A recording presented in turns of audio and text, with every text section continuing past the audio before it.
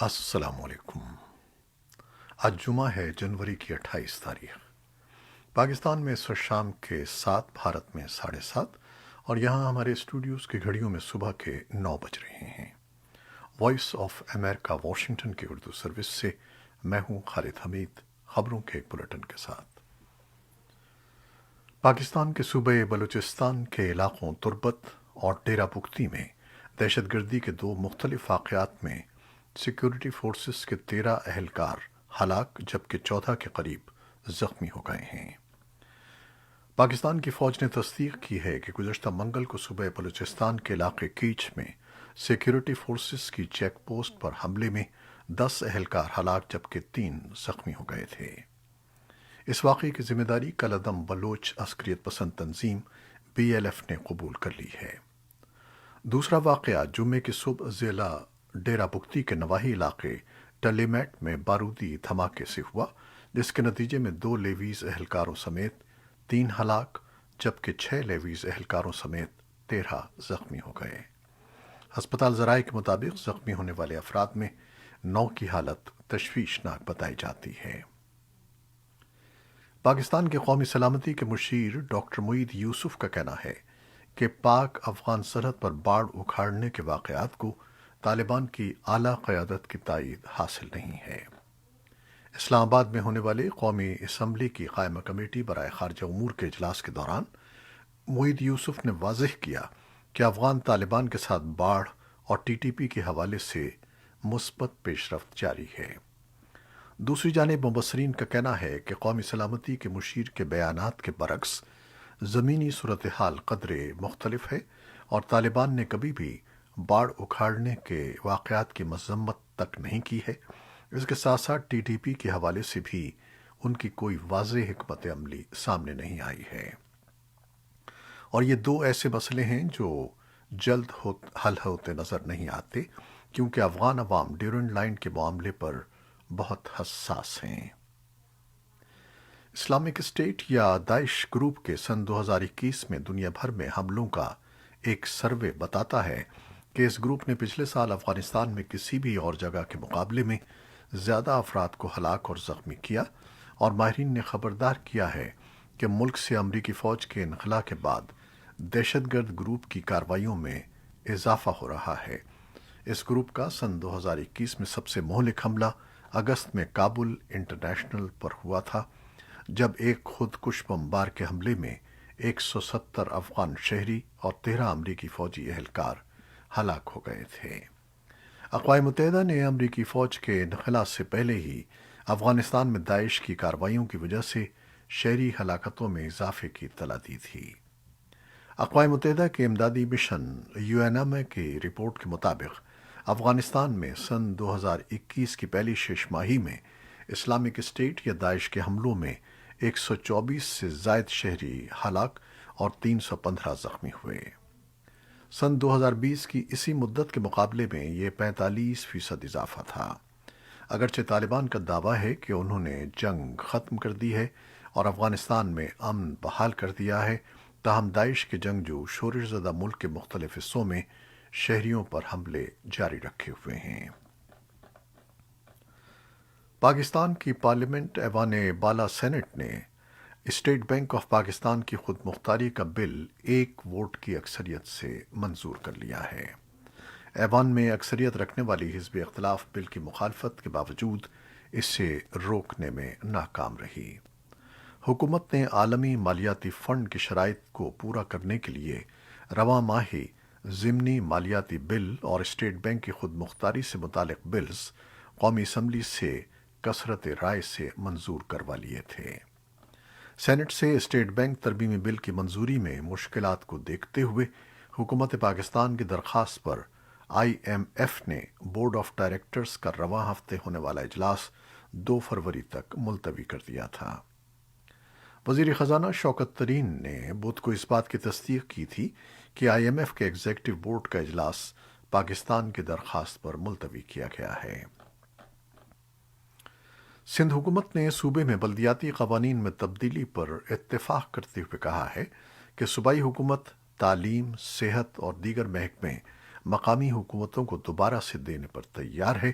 اس بات کا اعلان صوبائی وزیر بلدیات سید ناصر حسین شاہ نے کیا۔ صوبائی وزیر بلدیات نے یہ بھی بتایا کہ صوبائی حکومت مقامی حکومتوں کو مالی طور پر مستحکم کرنے کے لیے صوبائی فائنانس کمیشن کی تشکیل کے لیے بھی تیار ہے۔ اس اعلان کے بعد جماعت اسلامی نے بلدیاتی قانون سن 2021 کے خلاف اپنا دھرنا ختم کر دیا ہے۔ اس سے قبل متحدہ قومی موومنٹ کی جانب سے وزیر اعلیٰ ہاؤس کے باہر بلدیاتی قوانین کے خلاف احتجاج اور دھرنا دیا گیا تھا، جس میں پولیس کی جانب سے مظاہرین پر لاٹھی چارج اور شیلنگ کی گئی تھی۔ اس میں ایک شخص ہلاک اور متعدد زخمی ہو گئے تھے۔ پاکستان کے وزیر اعظم عمران خان نے راوی ریور اربن منصوبے کو سپریم کورٹ لے جانے کا اعلان کیا ہے۔ انہوں نے کہا ہے کہ حکومت راوی ریور اربن منصوبے کو صحیح طور سے عدالت عالیہ لاہور میں پیش نہیں کر سکی ہے، جسے عدالت عظمیٰ میں بہتر طور پر پیش کیا جائے گا۔ جمعے کے روز شیخ پورہ کے علاقے رگ جھوک میں گفتگو کرتے ہوئے وزیر اعظم نے کہا کہ پاکستان میں اسلام آباد کے بعد پہلی مرتبہ نیا شہر بننے جا رہا ہے۔ عمران خان نے کہا کہ شاید کوئی غلط فہمی ہے کہ یہاں کوئی رہائشی منصوبہ بن رہا ہے۔ وفاقی وزیر برائے انفارمیشن چودھری فواد حسین نے کہتے ہیں کہ پالیسیاں بنانا حکومت کا کام ہے، عدلیہ کو پالیسی سازی کے معاملات میں نہیں آنا چاہیے۔ ان کا کہنا تھا کہ لاہور اور شیخ پورہ کے درمیان 1,02,000 ایکڑ پر نیا شہر بنا رہے ہیں۔ واضح رہے کہ عدالت عالیہ لاہور نے رواں ماہ 25 جنوری سن 2022 کو دریائے راوی کے کنارے راوی ریور اربن پروجیکٹ کو غیر قانونی قرار دیتے ہوئے روک دیا تھا۔ یہ شہر لاہور ڈیولپمنٹ اتھارٹی کے زیر اہتمام بنایا جا رہا تھا۔ وائٹ ہاؤس کا کہنا ہے کہ امریکی صدر جو بائیڈن نے جمعرات کے روز یوکرین کے صدر کو خبردار کیا ہے کہ اگلے ماہ فروری میں روس کا ان کے ملک یوکرین پر حملہ کرنے کا واضح امکان ہے۔ کرملن نے بھی اس ہفتے امریکہ کی جانب سے روس کے مطالبات رد کرنے کے بعد اس بحران کے حل کے بارے میں کم ہی امید ظاہر کی ہے۔ روسی حکام نے اس موقع پر بھی کہا ہے کہ مذاکرات کے ذریعے بحران ختم کیا جا سکتا ہے۔ وائٹ ہاؤس کی قومی سلامتی کونسل کی ترجمان ایملی ہاون نے ایک بیان میں کہا کہ صدر بائیڈن نے کہا ہے کہ اس بات کا واضح امکان ہے کہ روس فروری میں یوکرین پر حملہ کر سکتا ہے۔ انہوں نے یہ بات عوامی طور پر کی ہے اور ہم اس بارے میں کئی مہینوں سے خبردار کر رہے ہیں۔ امریکہ کی جانب سے روسی خدشات کو ختم کرنے کے لیے کچھ تجاویز دی گئی ہیں، لیکن پچھلے کئی ہفتوں سے واشنگٹن نے خبردار کیا ہے کہ یوکرین پر حملے کی صورت میں روس کو سخت پابندیوں کا سامنا کرنا پڑ سکتا ہے۔ روس نے کہا ہے کہ امریکہ اور یورپ کی طرف سے ماسکو کے مطالبات مسترد کیے جانے کے بعد مشرقی یورپ میں کشیدگی میں کمی کی امید کم ہے۔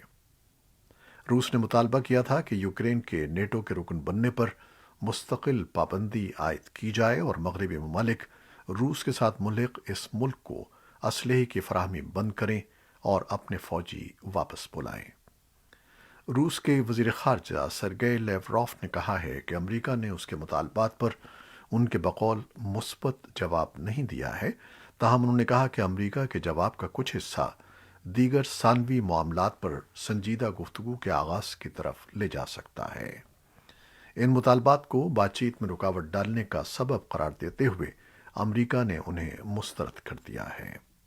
امریکہ نے روس سے مطالبہ کیا ہے کہ وہ یوکرین کی سرحد کے ساتھ تعینات اپنی فوجیں واپس بلا لے اور روس کو مذاکرات کی پیشکش کی ہے، جس میں فوجی مشقوں اور شفافیت کے علاوہ میزائلوں کی تنصیب کے معاملوں پر بات چیت کی جا سکتی ہے۔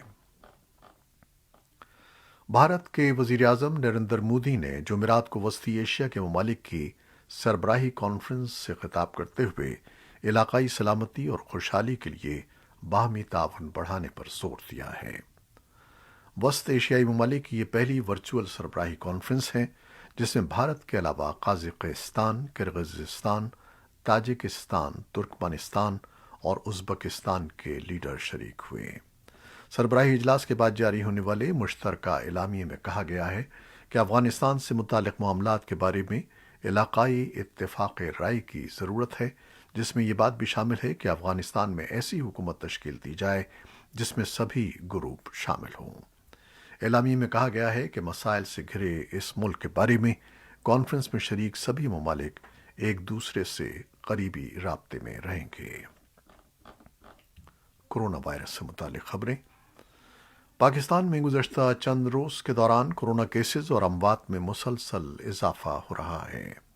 سرکاری اعداد و شمار کے مطابق گزشتہ 24 گھنٹوں کے دوران 8,183 افراد میں کورونا کی تشخیص ہوئی ہے، جبکہ وبا کے شکار 30 مریض دم توڑ گئے ہیں۔ حکام کے مطابق ملک میں اس وقت 1,353 مریضوں کی حالت تشویشناک ہے۔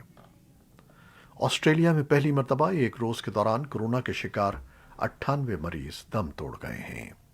آسٹریلیا میں گزشتہ کئی روز سے یومیہ لگ بھگ 5,000 کیسز رپورٹ ہو رہے ہیں۔ جمعے کو 98 مریضوں کی ہلاکت کے بعد حکام نے خدشے کا اظہار کیا ہے کہ ہلاکتوں میں اضافہ آئندہ چند روز تک جاری رہ سکتا ہے۔ کینیڈا کے دارالحکومت آٹوا میں ٹرک ڈرائیوروں کا ایک قافلہ پہنچنے کو تیار ہے، جو سرحد پار ڈرائیوروں کے لیے ویکسین کے مینڈیٹ کے خلاف احتجاج کے لیے اس ہفتے کو جمع ہو رہا ہے۔ کینیڈا کی پولیس اس صورتحال کے پیش نظر تشدد سے نمٹنے کی تیاری کر رہی ہے۔ ٹرک چلانے والے ایک نئی شرط کے خلاف احتجاج کر رہے ہیں کہ کینیڈا میں داخل ہونے والے ٹرک ڈرائیوروں کو 15 جنوری تک مکمل حفاظتی ٹیکے لگائے جائیں۔ کینیڈین ٹرکنگ الائنس نے اندازہ لگایا ہے کہ کینیڈا میں تقریباً 15% یا 16,000 کے قریب ٹرک ڈرائیورز کو مکمل طور پر ویکسین نہیں دی گئی ہے۔ قدامت پسند قانون سازوں نے سوشل میڈیا پر متنبہ کیا ہے کہ ٹرکوں کے لیے ویکسین کے مینڈیٹ کے نتیجے میں اسٹور شیلف خالی ہو جائیں گے۔ چین نے امریکہ پر بیجنگ سرمائی اولمپکس میں مداخلت کا الزام لگایا ہے اور اسے روکنے کا مطالبہ کیا ہے۔ وزیر خارجہ وانگ یی نے جمعرات کو امریکی وزیر خارجہ اینٹنی بلنکن کے ساتھ ایک کال کے بعد ایک بیان میں کہا کہ اس وقت سب سے فوری ترجیح یہ ہے کہ امریکہ بیجنگ سرمائی اولمپکس میں مداخلت بند کرے۔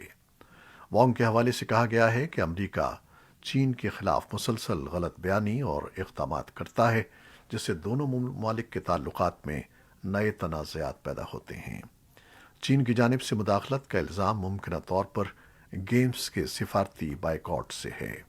سرمائی اولمپکس اگلے ہفتے شروع ہونے والے ہیں۔